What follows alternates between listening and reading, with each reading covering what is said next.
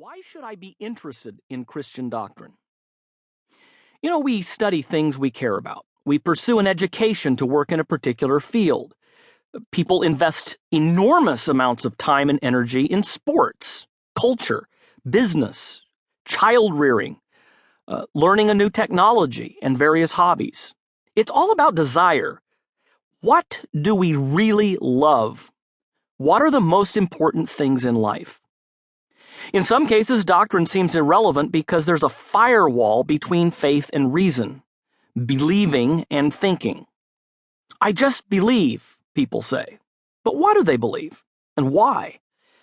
The average person on the street relegates religion to the realm of irrational feelings, not facts, and dismisses it accordingly. To such people, belief is completely subjective. The question isn't whether it's true, but whether it works for you.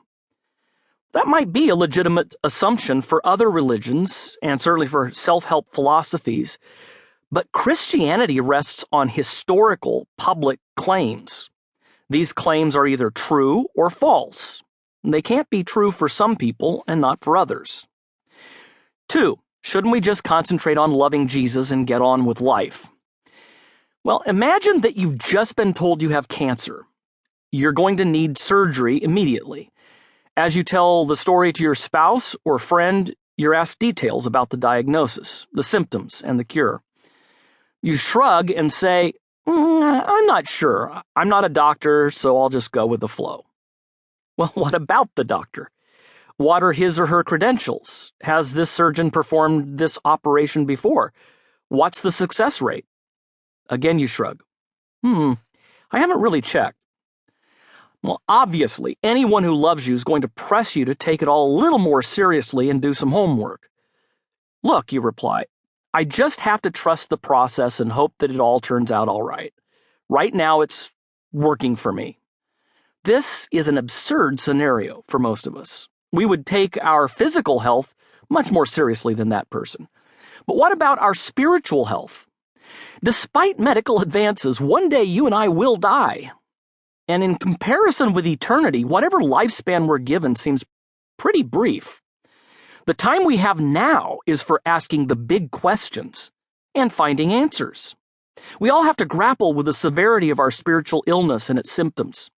We also need to know the credentials of the God who promises a very specific, if drastic, cure. As we hear the success stories, our faith in him grows. It's not just an act of the will, a subjective leap. It's a reasonable trust backed up by his mighty acts throughout the biblical history from Genesis to Revelation. All this requires investigation. That is what theology or doctrine is all about, exploring the most important convictions that shape our outlook, desires, hopes, and lives. The firewall between faith and reason has to come down. Your heart can only embrace someone you know something about. To avoid dealing with doctrine, some say about Christianity, it's not a religion, it's a relationship. But if you think about it, our closest relationships aren't with people about whom we know very little. It's only as we get to know people and they prove their character, love, and care that we grow in our desire for their company. Socrates said, the unexamined life is not worth living. But it's also true that the unexamined faith is not worth believing. God is either there or he isn't. But it's absurd to imagine that you conjure up his existence and characteristics by an act of personal choice.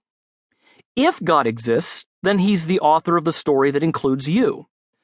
The gospel, good news that the Christian faith proclaims, is either true or false, but it can't be walled off into a safe room of cuddly bears and the favorite blanket of childhood.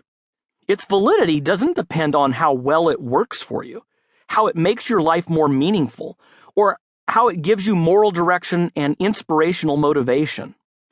Instead, the gospel is a very particular claim based on events that happened in datable history with significance for the entire cosmos.